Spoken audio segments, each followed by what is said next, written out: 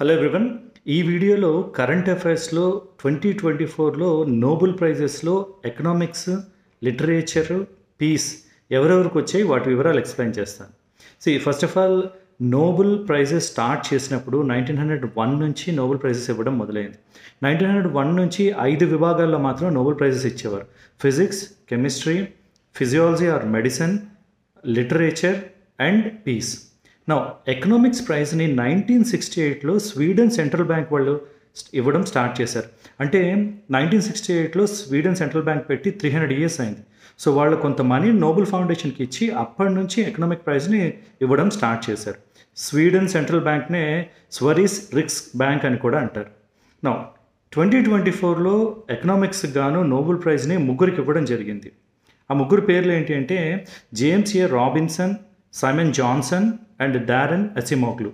ఈ ముగ్గురికి దేనికి ఇచ్చారంటే because of their work on how institutions are form and how they affect the prosperity అని.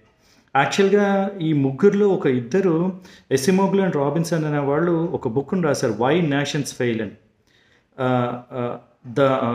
The origin of power, prosperity and poverty అని. It's really good book. యాక్చువల్గా topic ఏంటి అంటే ఏదైనా ఒక కంట్రీ ప్రాస్పర్ అవ్వడానికి, అభివృద్ధి చెందడానికి కారణం ఏంటి అంటే ఇన్స్టిట్యూషన్స్ అని వీళ్ళు చాలా పేపర్స్ రాసి, బుక్స్ రాసి ప్రూవ్ చేశారు. అంటే జాగ్రఫీ కానీ సహజ వనరులు కానీ రీజన్ కాదు, ఆ కంట్రీ స్టార్ట్ చేసే ఇన్స్టిట్యూషన్స్ వల్లే కంట్రీ డెవలప్ అవుతుంది అని ఆ బుక్లో చాలా క్లియర్గా మెన్షన్ చేస్తారు. ఇది 2012లో రాసిన బుక్.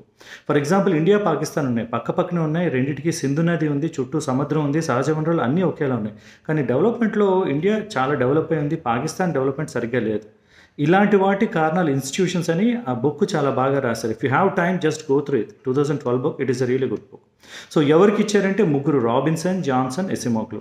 దేనికి ఇచ్చారంటే how institutions are formed and how they affect prosperity of nations. So this is about Nobel prize in economics. Now next one is Nobel peace prize. Nobel peace ప్రైజ్ని నార్వీజియన్ నోబెల్ కమిటీ వాళ్ళు ఇస్తారు. ఈ 2024లో Nobel peace ప్రైజ్ని ఒక కాన్ఫెడరేషన్కి ఇవ్వడం జరిగింది. దాని పేరు ఏంటి అంటే నిహాన్ హిదాన్క్యో. నిహాన్ హిదాన్క్యో అంటే a confederation of atomic and hydrogen bomb survivors అన్నమాట. అంటే ఈ ఆర్గనైజేషన్ యాక్చువల్గా ఇది 1956లో జపాన్లో స్టార్ట్ చేశారు. 1945లో హీరోషిమా August 6న హీరోషిమా మీద అమెరికన్స్ ఒక యాటమ్ బాంబ్ వేశారు. ఇమ్మీడియట్గా 80,000 మంది చనిపోయారు. 1945 August 9న మళ్ళీ నాగసాకి మీద ఒక యాటమ్ బాంబ్ వేశారు. 70,000 పీపుల్ చనిపోయారు. బతికున్న వాళ్ళు చాలామంది లుకేమియా, క్యాన్సర్స్తో చాలా సఫర్ అయ్యారు. ఈ అటామిక్ బాంబ్ సర్వైవర్స్ని హిబాకుషా అంటారు. వీళ్ళు 1956లో ఒక ఆర్గనైజేషన్గా ఫామ్ అయ్యి అటామిక్ బాంబే కాదు, హైడ్రోజన్ బాంబ్ సర్వైవర్స్ వీళ్ళందరినీ కలుపుకొని ఒక పెద్ద కాన్ఫెడరేషన్గా తయారు. ఆ కాన్ఫెడరేషన్ పేరే నిహాన్ హిదాన్క్యో. వీళ్ళ ముఖ్య ఉద్దేశం ఏంటి అంటే సర్వైవర్స్తో చాలా విట్నెస్ వీడియోస్ తీసి వరల్డ్ మొత్తం ప్రాపగేట్ చేయడం మొదలుపెట్టారు. అంటే న్యూక్లియర్ బాంబ్స్ వాడడం వల్ల ఎంత ప్రమాదాలు జరుగుతున్నాయి, మళ్ళీ ఎవరు న్యూక్లియర్ బాంబ్స్ వాడకూడదని 1956 నుంచి they are doing their work. దానికి గుర్తింపుగా 2024లో నోబెల్ పీస్ ప్రైజ్ ఇవ్వడం జరిగింది. The last one 2024 Nobel literature ప్రైజ్ని సౌత్ కొరియన్ ఆథర్ హ్యాన్ క్యాంగ్కి ఇవ్వడం జరిగింది. దేనికి ఇచ్చారు అంటే historic drama and the fragility of human life, వీటన్నిటి మీద ఆమె పోయిట్రీ ప్రోజ్ రాశారు.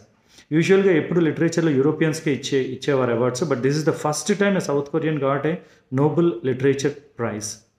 So this is about Nobel Prizes. I hope this is useful. All the best.